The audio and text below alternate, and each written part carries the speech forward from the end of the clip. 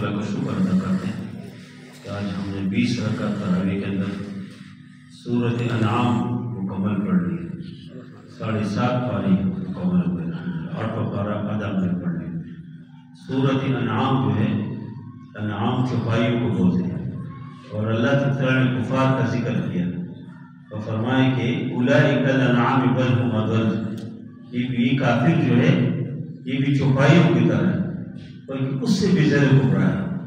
چوپائی تو پھر بھی یہ ہے کہ تم اس کو رسی پکڑے تو کس صحیح جگہ پہ آپ پہنچا سکتے ہیں۔ پانی اس کو ضرورت ہے پانی کی جگہ میں لے جا سکتے، کھانے کی ضرورت ہے کھانے کی جگہ میں۔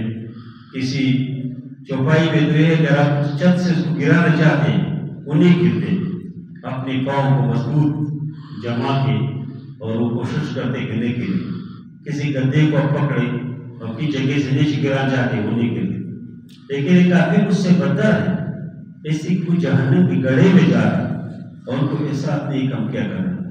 دنیا میں بھی ان کے ہاں کوئی سکون نہیں ہے، اطمینان نہیں ہے، کوئی خوشی نہیں ہے۔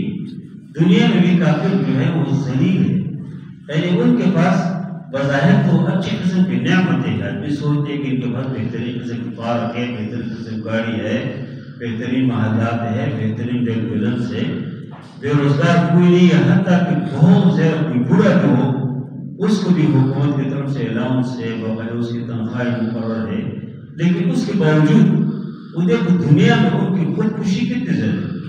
ہمارے یہاں تو الحمدللہ مسلمان ملکوں میں بہت کم کبھی کوئی خودکشی کرتا، ان کے وہاں تو اجتماعی طور پہ 500 لوگ ملتے ہیں اور بھی فلان سے کسی جنان لگاتے ہیں، اس سے کہ وہ زندگی سے تعلق، اس سے کہ سکون اسلام میں، دین میں، شریعت میں، قرآن میں، جو جتنے دین کے قریب ہو اتنا ہی وہ پرسکون ہے، جو دین سے دور ہے وہ سکون سے خالی ہے۔ اگر تم پر بہت پیسہ ہو، بہت مال دولت ہو، بہت کچھ ہو، اس لیے اللہ تعالیٰ نے کافروں کا تذکرہ کیا ہے، اس پوری سورت کا نام دیگر سورتوں سے ممتاز کرنے کی سورت کا نام سورۃ انعام رکھا ہے، اور اس سورت میں ایک بنیادی دعویٰ ہے وہ یہ ہے کہ وَهُوَ الْقَاهِرُ فَوْقَ عِبَادِهِ، یہ اللہ اپنے بندوں پر غالب ہے، یعنی ایسا نہیں کہ اللہ کوئی اس کو پاس کوئی قوت نہیں ہے، اس کو کچھ کہہ نہیں سکتے، نہیں، اللہ غالب ہے۔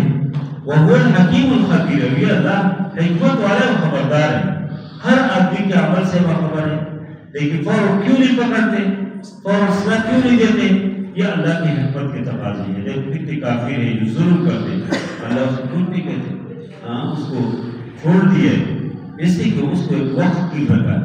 تو اللہ تعالیٰ غالب ہے، یہ 2 جگہ اللہ نے قرآن میں اسی صورت انعام اللہ نے ذکر کیا، پھر اللہ کی نعمتوں سے ذکر کیا، الحمدللہ الذی خلق السماوات والارض، اس اللہ کے لیے شکر ہے جس نے آسمان اور زمین کو پیدا کیا۔ آسمان کے اندر دیکھو فرشتے، بے شمار فرشتے ہیں جو کسی کو اس کی صاف معلوم نہیں ہے، زمین کے اوپر فرشتے ہیں، زمین کے اوپر مخلوقات ہیں، کتنی قسم کے مخلوقات ہیں، یہ اللہ نے پیدا کیا۔ وجعل الظلمات والنور، اس طرح تاریکی اور روشنی، رات کی تاریکی دیکھو یہ اللہ نے پیدا کی، تاریکی کے الگ فائدے اور دن کی جو روشنی ہے اس کے الگ فائدے اللہ نے پیدا کیے۔ اور اللہ تعالیٰ نے اس طرح سورت کا آغاز کیا کہ انسان کو اللہ تعالیٰ کو شکر ادا کرنا چاہیے، اللہ کی نعمتوں کو شکر ادا کرنا چاہیے۔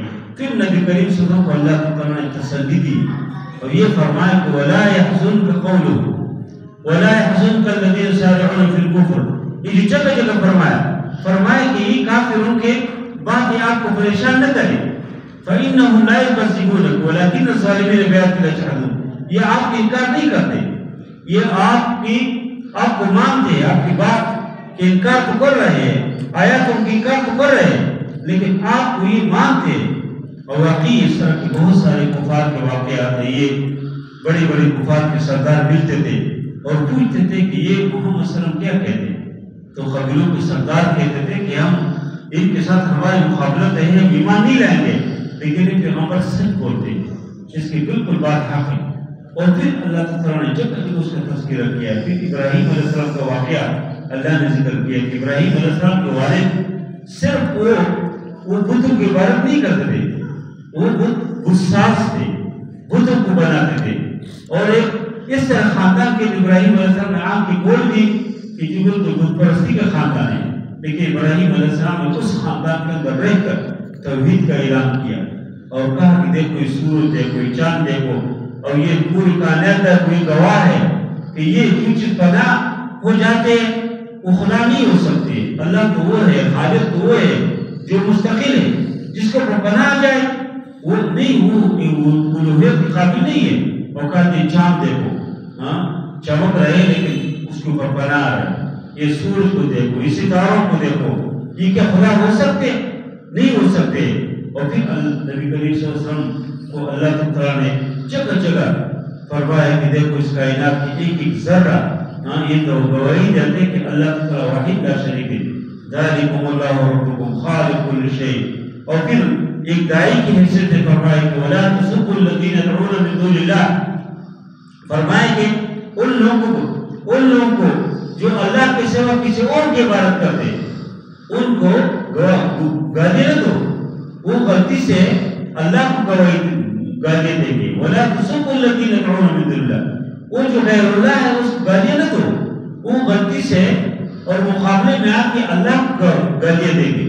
یعنی داعی کا کام یہ نہیں ہے کہ تیش میں آ کے اور نمک پاشی کرے، لوگ کے زخموں کے اوپر نمک ڈالے، نہیں، بلکہ داعی کا کام یہ ہے کہ وہ لوگوں کی طریقے سے اچھے طریقے سے اچھے انداز سے وہ دین کے قریب لائے، اسلام کے قریب لائے، شریعت کے قریب لائے. اور ایک داعی جو ہے وہ درخت کی طرح ہے، جس طرح پھلدار درخت ہو اس کو لوگ پتھر مارتے ہیں، لیکن وہ درخت کیا کرتے ہیں؟ اوپر سے وہ اس کے اوپر پھل برساتے ہیں. اگر پھول ہے اس میں تو پھول برساتے ہیں، نیچے پتھر لوگ پہنتے ہیں، لیکن اوپر سے وہ درخت جو ہے اس کے اوپر پھل اور پھول برسا رہے ہیں. اس طرح داعی کو لوگ جھوٹ بھی کہتے ہیں، لیکن داعی کا کام یہ نہیں ہے، بلکہ وہ کیا کریں؟ لوگ کے ساتھ اچھے انداز سے پیش آئے. جس طرح نبی کریم صلی اللہ علیہ وسلم کو دیکھو، راستے میں لوگوں نے کانٹے ڈال دی، لوگ اس کے اوپر پوچھل ڈالتے تھے، لوگ اس کو کیا کیا فتن ساحر اور مجنون اور شاعر اور کیا کیا خوابات. لیکن اللہ کے نبی صلی اللہ علیہ وسلم نے کتنے محبت، ہر آدمی کے ساتھ محبت، حتیٰ کہ ایک عورت نبی کریم صلی اللہ علیہ وسلم کے راستے میں روز کانٹے بچھاتی تھی. اور ایک دن وہ نہیں ہے، اللہ کے نبی نے پوچھا کہ وہ عورت نہیں ہے، کانٹے نہیں بچھائی، کیا مسئلہ ہے؟ لوگوں نے کہا کہ وہ بیمار ہے. اللہ کے نبی صلی اللہ علیہ وسلم اس کے گھر میں عیادت کے لیے تشریف لے جاتے. دیکھو ہمارے کوئی مقابلے میں آ جائے ہم تو اس کا نام ہی نہیں لیں گے، لیکن نبی کریم صلی اللہ علیہ وسلم نبی رحمت ہے، اس عورت کے گھر جاتے اور اس کی عیادت کر کے نکلتے اور کہتے ہیں کہ تم اپنا کام کرو، میں اپنا کام کرو. یعنی اللہ کے نبی صلی اللہ علیہ وسلم ہمارے سب کے لیے نمونے ہیں. تو اس نے اس آیات کو دے فرمایا کہ ولا تسبوا الذین يدعون من دون اللہ. پھر اللہ تعالیٰ نے محرمات کا ذکر کیا کہ کافر جو ہے وہ اور مشرکین جو ہے ان چیزوں کو جو ان کی قربانی ہے تو انہوں نے خاص کیا کہ بتوں کے لیے ہے، یہ اللہ کے لیے، اور جو اللہ کے لیے وہ بتوں کے لیے استعمال کرتے ہیں، جو بتوں کے لیے وہ اللہ کے لیے استعمال نہیں کر رہے. لیکن فرمایا کہ نہیں، مسلمان ہی نہیں ہے. مسلمان اور مومن کی جو کچھ ہے وہ اللہ کی رضا کے لیے، وہ کس چیز کے لیے ہے بلکہ اللہ کی رضا کے لیے. اور پھر اس سورت کے بالکل آخر میں اللہ تعالیٰ نے فرمایا کہ من جاء بالحسنۃ فلہ عشر امثالها، جو آدمی کو ایک بھی نیک کام کرے اس کے 10 گنا اجر اللہ دیں گے، بلکہ اس سے بھی زیادہ.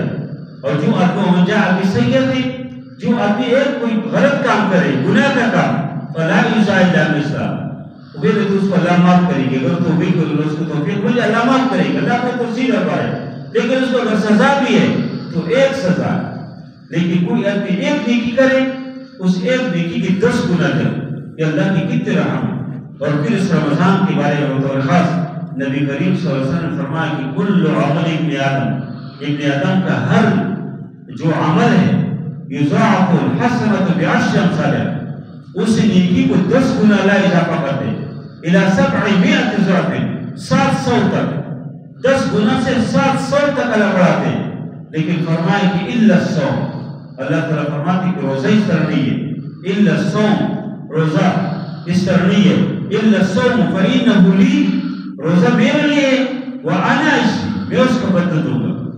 اور حج کی بدل تو اللہ دیتے، لیکن بطور خاص اس کی نسبت اپنی طرف کی. اور بعد اس کا معنی یہ کہ وأنا اجزی، میں خود اس کا بدلہ ہوں.